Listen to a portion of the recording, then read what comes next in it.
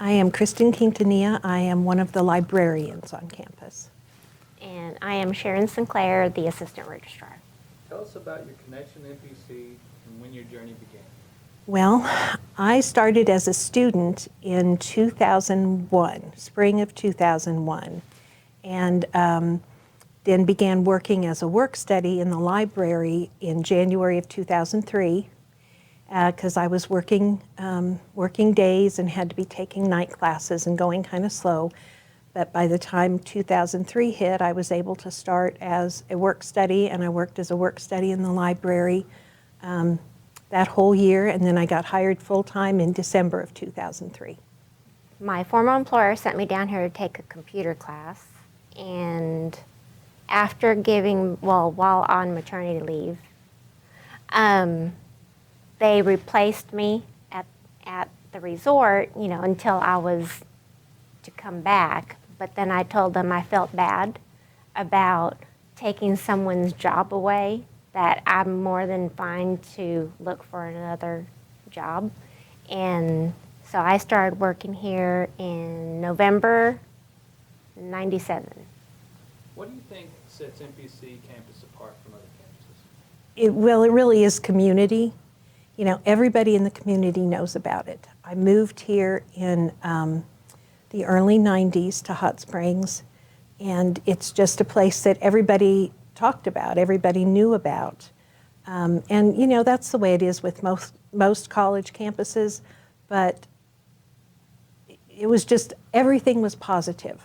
I never heard anything negative. People who'd gone, you should go, you should do this. So it was just, everything was positive from the very first time I heard about it. I'd probably have to agree with that. Like I said, with my former employer, he sent me down and told me specifically who to go see. He told me to go see either Mr. Ron Chesser or Mr. Ron Gardner, and that's what I did. And he used to actually work with both of them at Hot Springs High. So since I have been employed here, lots of members from the community, they'll always ask me questions about the college, and they'll say certain things to me, what they think that we should improve on. And sports was one of them, long time ago, and I relayed that over and over and over again. We need sports back. And so it's definitely a community. Can you describe NPC in 2 or 3 words? Friendly. Family. A few more than 2 or 3, willing to help. How's that? Yeah. Whatever the single word is for that, yes. I agree. What changes have you witnessed over your time here? First, just people. You'd think that more people would come and go, but honestly, a lot of people stay, but every time you hear that somebody's retiring or moving on, that's a little, because you don't want to see them go. And then, my building, or my office here in the library, back in the early 2000s, had 2 big windows that looked out over what was the parking lot for faculty and staff, which is now the lab science building. And I'm kind of a construction nerd. I had so much fun watching that building being built every day, just from, taking everything down and building that building up. So the buildings, lab science, the nursing building, the commons. So just the physical changes have been fascinating. And I spoke to a student, he wasn't a student here, but his sister-in-law goes to school here, and he said, I went out there the other day, and that's crazy. It is so different than it was, 5 years ago. I was like, yeah. So one thing that I think it's fascinating that doesn't change, because I'm in charge of the archives, and I've read through the newspaper articles, and way back when the college first started, there was a campus newspaper that was published. And the one thing that hasn't changed is that there's never enough parking. There were articles in that newspaper in 1973 that said, we need more parking, and every year since then I've heard that. So, Oh, yeah, yeah. so that's remained the same, we need more parking. From your perspective, how has student experience changed and what still remains the same? I mean, when I first started, we didn't have such a thing as an online class or even a hybrid of any kind, blended. It was just all traditional classes. No ebooks. It was all, regular textbooks. There are still some that are reluctant to go that way, to go the full online or to just have an online class or an ebook. That's what I was just telling her. As my son loved ebooks. Me, I still want the hard book. So y'all were both students here. What's it like being a student at NPC? I fully enjoyed it. I mean, I was a student while I was an employee in the bookstore. I started out doing independent studies and then started doing the face-to-face and just kind of working in hours to make my hours up. But I fully enjoyed it. I see, when did I graduate? I don't even remember when I graduated. 2001 from here. Yeah, 2001 I graduated. You started in the bookstore? And I started working in, Okay, that was your first I was job the here. bookstore clerk, yeah, under Janetta. Okay. Janetta was my manager. And I was president of Phi Theta Kappa. And I was an academic all-star. I enjoyed it as well. I can remember, I was in my 40s when I came back to school. I say came back to school, that's not, I had never gone to college before. So I started college here. And I just had a friend say, you need to go to college. You need to start classes at GCCC. You need to go out there and start classes. And I was just taking night classes because I was working full-time during the day. And I remember just walking around campus just feeling like, this is just so cool. I can't believe I'm here. And everybody was just honestly so kind, and you could tell that they really wanted you to learn, and they wanted to be helpful, and counseling, wanted you to get into the right classes, and it was just kind of an unbelievable experience to me as a non-traditional student that I was actually doing this. So I was really happy that it was right there and I could go straight from work to school. Is there any faculty or staff members that had a big impact on you? Janetta Ritter as a staff person. Van Davis, for me. I never had Dr. You never had him. I took everything he taught just because. Yeah. But I love history, and I took every history class that he taught, and he was in the library a lot. I think I'd have to name Miss Barbara Briscoe. Mm-hmm. She was my speech teacher, and Darlene Gentles Oh yeah, for Darlene. biology. I didn't have Darlene for biology, but I've had Darlene for Well Yes classes, and I love her classes. I was thinking about that the other day, that I really miss her teaching those, because she's just such a good instructor. Oh, and Billy Wetzler for my computer class. My first director here at the library was Mary Ferris, and she was, a huge influence, because I came to school not knowing what I was going to do with it, really. I was just here on the advice of somebody who said, your kids are all growing up, go to school. So I did, and I really didn't know what I wanted to do. And she just steered me toward librarianship, and I've always been a reader, and I've always loved libraries, and that just seemed right. It was a good fit. So she was a really, and Marguerite Ogden, who was the librarian at the time. God, there's too many to name. I'm coming up with more names. I know. I'm thinking Ken Cook. I never had him as an instructor, but he was such a library person. He was in here all the time, and he he would request books, and we would talk about books. And he was on my interview committee, and that was his first question was, "What are you reading now?" And then once I got to know him better, I was embarrassed to have told him what I was reading. I was reading the Da Vinci Code at the time, and now I know that he just would have thought that was awful. Dr. Spencer, Yeah. Ruth Wood, Brad Moody, Mr. Chesser. Yeah. He was my counselor. Tony Sisson was my counselor. And oh, he was so good. Mm-hmm. And then he had to go away, I guess he was in Afghanistan for a period of time in the Guard, and then he came back. Mm-hmm.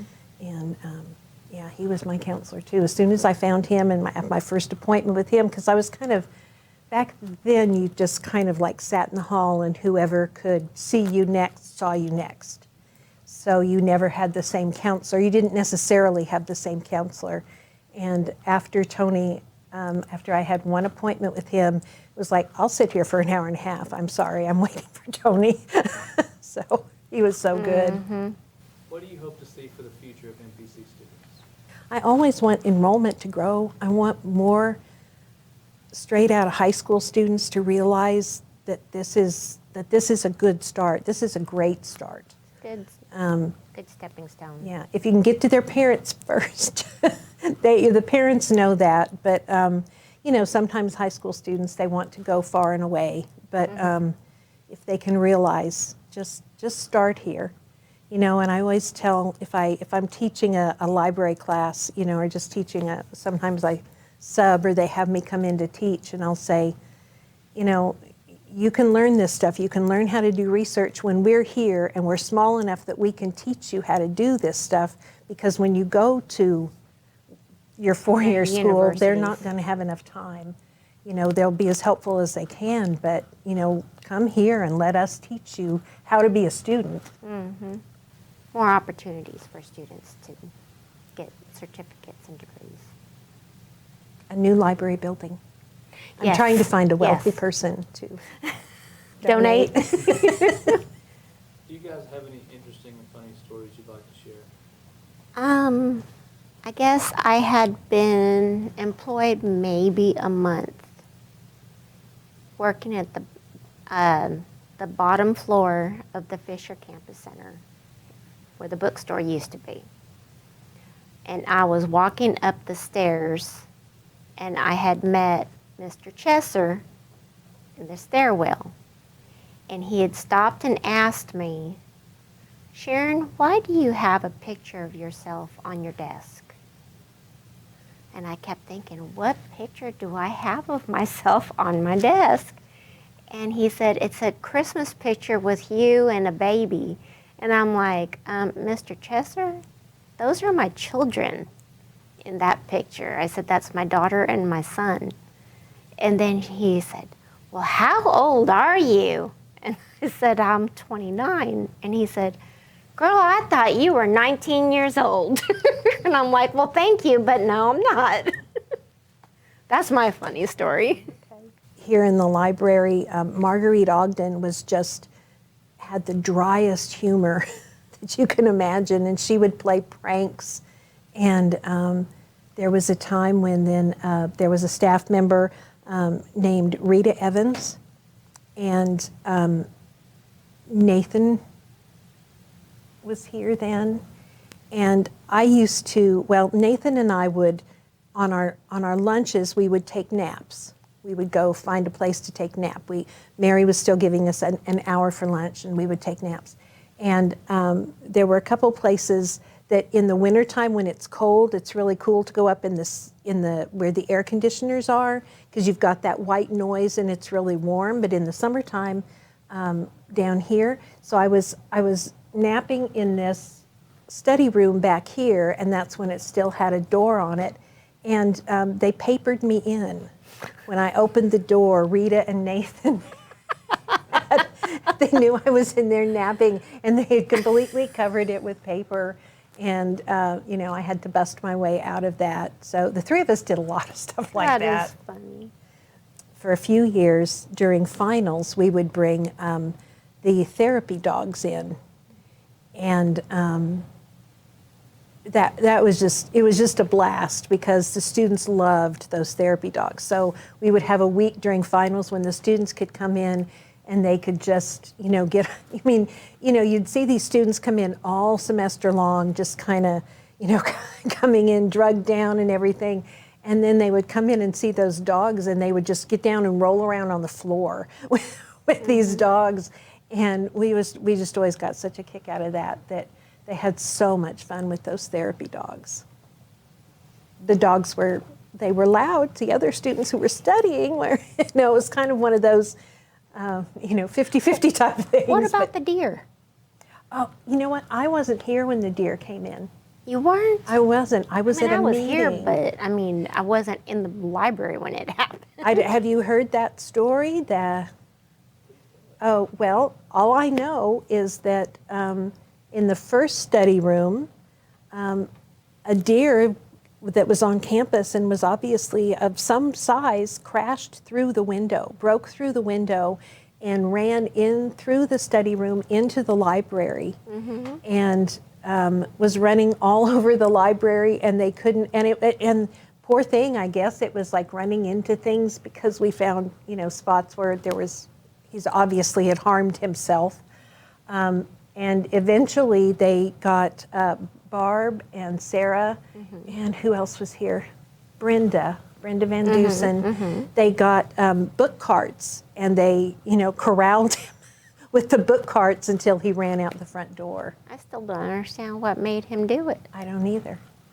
That's another funny story is my one PE credit that I needed, it won't transfer now, or I don't even know if it, so I was in my 40s and I got almost to the end and Tony said, you've got to take a PE credit. And he was like, what is there? And I took sports officiating and had my whistle and was with Phil Harmon and was officiating, fake basketball games up and down the court. That was pretty funny. I wish I could have seen that, but I didn't. But that was way back when, and I know that wouldn't transfer now. But Phil Harmon was one of the first basketball coaches, so we spent most of the semester on basketball, a little bit on baseball. But. So what does MPC turning 50 mean to you, and what would you say it means to the college? It's just longevity of a small school. I think that's so important to students to have that history. They may not realize it when they start. The younger ones may not realize it, but then as they're here for a time, I think that they do realize that we've been here for a long time and there is a history, and that your teachers have been doing this, like Darlene Gentles, who's still teaching biology. She's been teaching biology here for that long, and that's important. You're not, you aren't somewhere that just started. You aren't somewhere that people have forgotten about. I think they just need to know that it's a place that's stable and that's here now, and it's going to be here. To me, I think it's a huge celebration for a small community college. It's come a long way in my 25 years here. It's grown quite a bit in my 25 years here. And I know it's not done growing. I know it's got a lot of potential to be even bigger, even better. I can't imagine it being bigger and better, but I know it's possible. And, we may have taken the word community out of our name, but it's still the community college.